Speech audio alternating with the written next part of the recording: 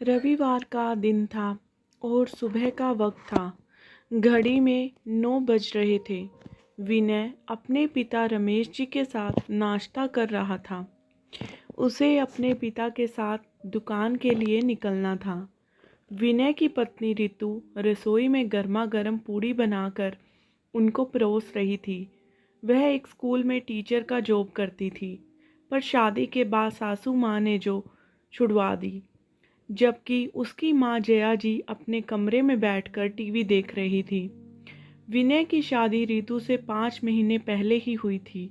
जब से विनय की शादी हुई है, घर की जिम्मेदारी अपनी बहू रितु को सौंपकर जया जी अपनी जिंदगी मस्त तरीके से जी रही हैं।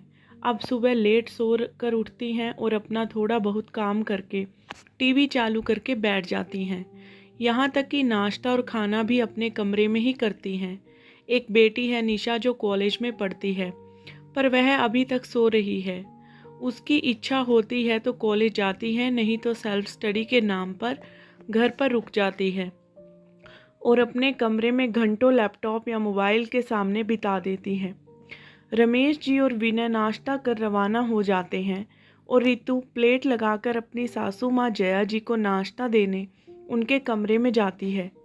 तभी अचानक दरवाजे की घंटी बजी तो रितु ने जाकर दरवाज़ा खोला। सामने उसके पापा और छोटी बहन मीनू खड़ी हुई थी, जिन्हें देखकर रितु खुश हुई और उन्हें घर में अंदर आने को कहा। उसके पापा ने अपने साथ लाए हुए कुछ फल, एक मिठाई का डब्बा और एक साड़ी रितु को पकड़ाई तो रितु ने कहा, पापा, यह सब लाने की क्या ज़रूरत थी? पापा ने उसके सिर पर हाथ रखते हुए कहा, तेरे ससुराल आया हूँ तो खाली हाथ थोड़ी ना आता। तेरी माँ होती तो पता नहीं क्या क्या करती। मुझ में जितने समझ थी मैंने उतना कर लिया। रितु ने फल और मिठाई का एक लिए डिब्बा और साड़ी हॉल में ही रख दी और उन्हें बिठाकर पानी लेने चली गई। उसके बाद में सासू माँ को बुलाने कमरे में गई। मम्मी जी, मेरे पापा और मीनू आए हैं। सुबह सुबह तुमने बताया नहीं कि वह लोग आने वाले हैं। जया जी के प्रश्न से रितु चुप हो गई। ऐसे सुबह सुबह बेटी के घर कौन जाता है, वह भी बिना फ़ोन किए। रितु ने कहा, मम्मी जी, मुझे नहीं पता था यहाँ किसी ज़रूरी काम से आए होंगे, नहीं तो पापा बिना फ़ोन किए किसी के घर नहीं जाते। ठीक है, उन्हें बताओ, मैं नाश्ता ख़त्म करके आती हूँ। जया जी ने अपना नाश्ता जारी रखा और रितु चुपचाप बाहर आ गई। अपने पापा से कुछ देर बात करके रसोई में चाय बनाने चली गई। चाय बनाकर ले आई और पापा ने चाय पी ली थी, लेकिन जया जी अभी तक कमरे से निकलकर नहीं आई। आखिर रितु के पापा ने कहा, बेटा, मैं यहाँ ज़रूरी काम से आया हूँ, किसी क्लाइंट से मिलने जाना है। अगर लेट हो गया तो क्लाइंट निकल जाएगा। मैं समधन जी से वापस आकर मिलूँगा। तब तक मीनू यहीं तुम्हारे पास है। दोनों बहनें जी भर के बातें करो। वैसे भी तुझसे मिलने के लिए जिद करके यहाँ आई है। ठीक है पापा, आप अपना काम निपटा लीजिए। मम्मी जी, पापा जी से आप शाम को भी मिल सकते हो, रितु ने कहा। तो उसके पापा वहाँ से रवाना हो गए। उनके जाने के 15 मिनट बाद जया जी बाहर निकल कर आई तो मीनू और रितु साथ बैठकर बातें कर रही थी। एक नज़र उन्होंने फल और उस साड़ी पर डाली, फिर रीरू और मीनू की तरफ देखा। उन्हें देखते ही दोनों खड़ी हो गई और मीनू ने हाथ जोड़कर जया जी को नमस्कार कहा। अरे, तुम्हारे पापा कहाँ गए? मुझसे तो मिले ही नहीं। रितु ने बात संभालते हुए कहा, मम्मी जी, पापा कोई ज़रूरी काम से गए हैं, आते ही समय आपसे मिल लेंगे। हाँ भाई, पहले के लोग तो अपने समधी समधन से मिले बगैर इधर से उधर नहीं हो सकते थे। पहले का वक्त ही कुछ और था, पर आजकल नया ज़माना है। खैर, कोई बात नहीं। कहते कहते जया जी वहीं सोफे पर आकर बैठ गई और मीनू से बातें करने लगी। काफ़ी देर तक इधर उधर की बात करते करते वह मीनू से बोली, और बेटा, तुम्हारा यह सूट तो बहुत अच्छा लग रहा है, कहाँ से खरीदा? मीज ने भी खुश होते कहा, यह सूट मेरे जन्मदिन पर जब रितु दीदी और जीजा जी घर पर आए थे तो उन्होंने ही मुझे यह सूट दिलाया था। आपको अच्छा लगा? सच में मेरी दीदी और जीजा जी की पसंद तो बहुत अच्छी है।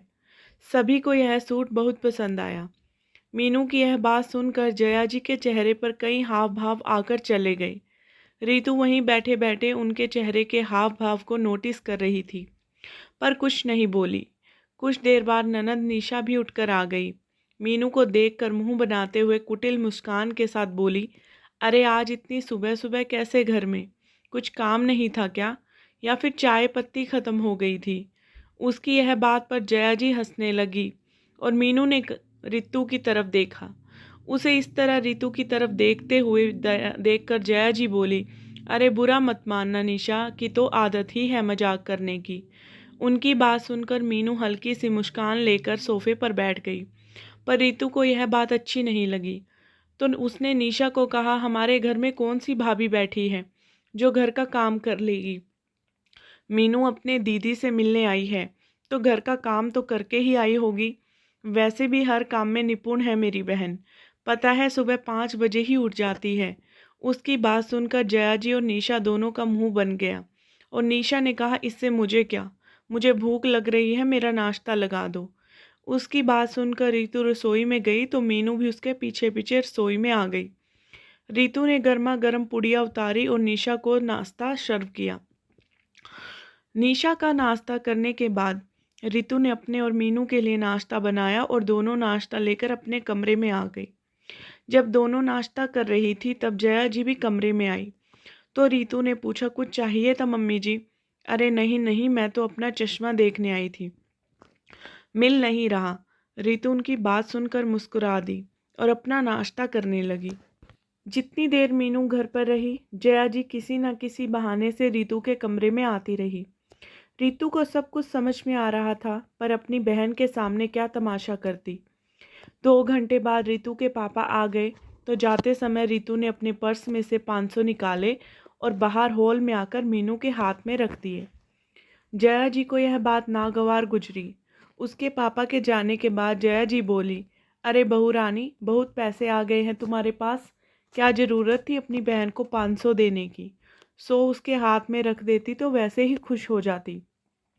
मम्मी जी, मीनू मेरी शादी के बाद पहली बार अपने घर आई है, अच्छा लगता है क्या 100 रुपये देना?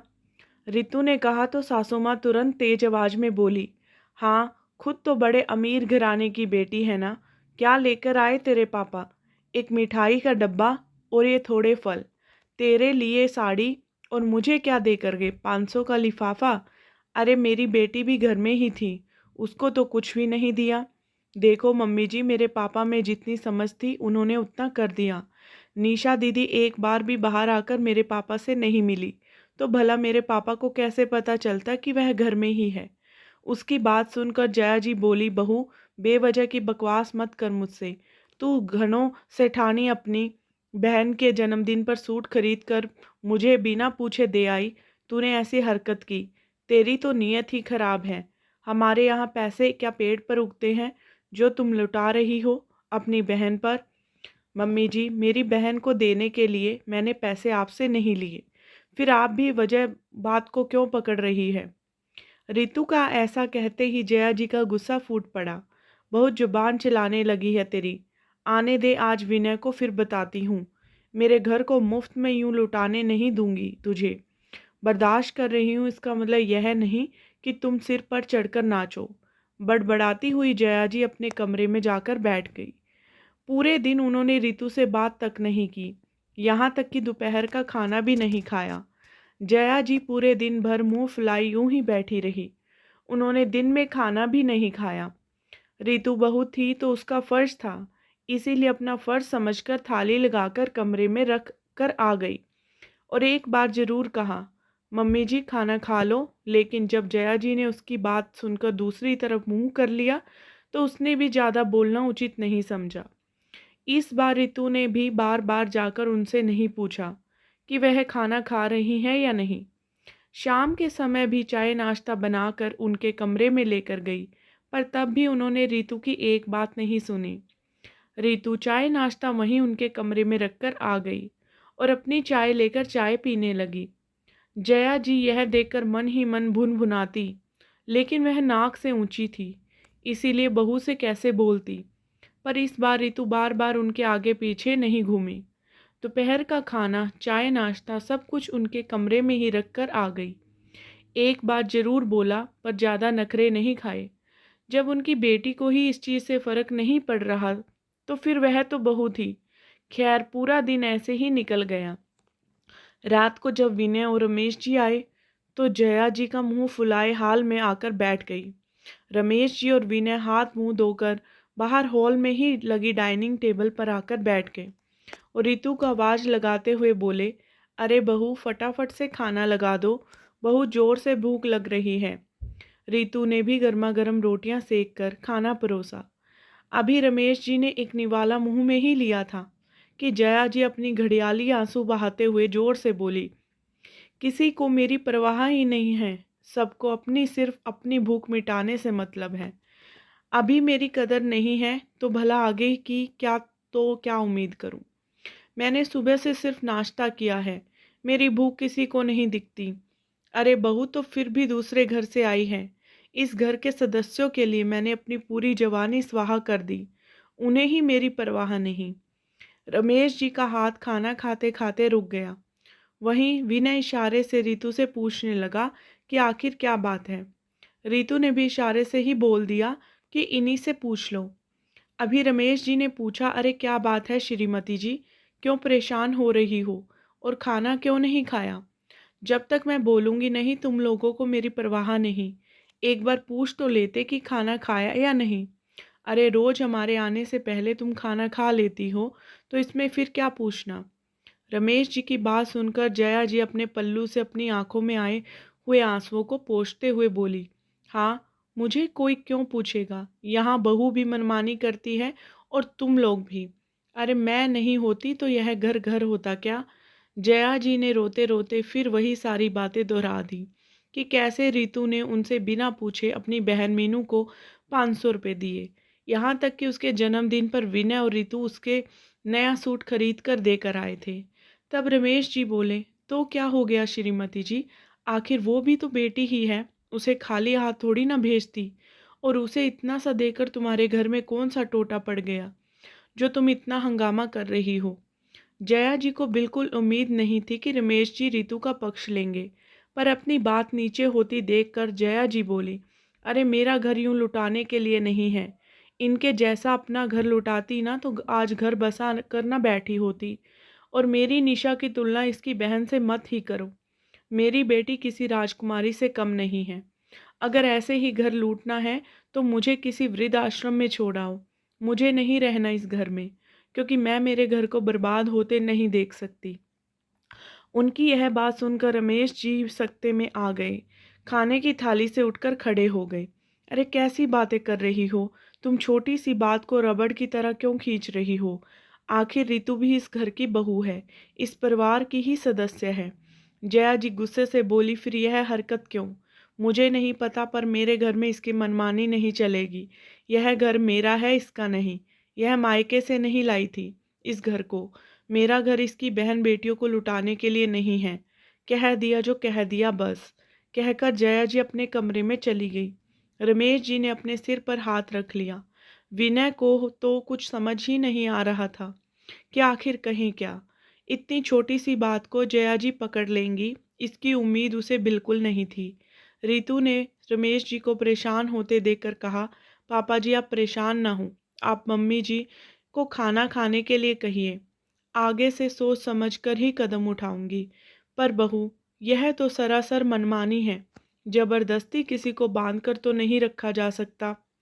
पापा जी, आपको मुझ पर भरोसा है ना, बस यही काफ़ी है। और रही बात मम्मी जी को समझाने की, तो अब मुझे इतना तो समझ में आ गया कि उन्हें यह बात कैसे समझाई जाए। मैं यह बात उन्हें ज़रूर समझाऊंगी, वह भी बड़े प्यार से। रमेश जी बोले, आखिर बहू तुम्हारे मन में क्या चल रहा है? इस तूफान को तुम कैसे झेल पाओगी? पापा जी यकीन मानिए, मैं सब कुछ सही कर लूँगी। अभी फ़िलहाल तो आप मम्मी जी को संभालिए। रमेश जी तो जया के पास कमरे में चले गए। जया जी को खाना खिलाने के बाद रितु ने अपनी सासू माँ से माफ़ी मांगी और कहा, मम्मी जी जैसा आप कहेंगी आगे से वैसा ही होगा। घर में कलह से अच्छा तो एक इंसान का झुक जाना ही अच्छा है। लेकिन कुछ दिन बाद से जया जी की भतीजी का आना हुआ। अब रितु ने उनको विदाई में 50 रुपये दिए और अपनी सासू माँ को भी कहा, मम्मी जी लोग खुले नहीं होंगे, आपके पास 50 रुपये आप भी दे देना। जया जी रितु की तरफ घूर रही थी लेकिन कुछ बोल ना सकी। एक हाथ में जया जी के 500 का नोट था, एक में 50 का, और रितु की नज़रें जया जी की ओर ही गड़ी थी।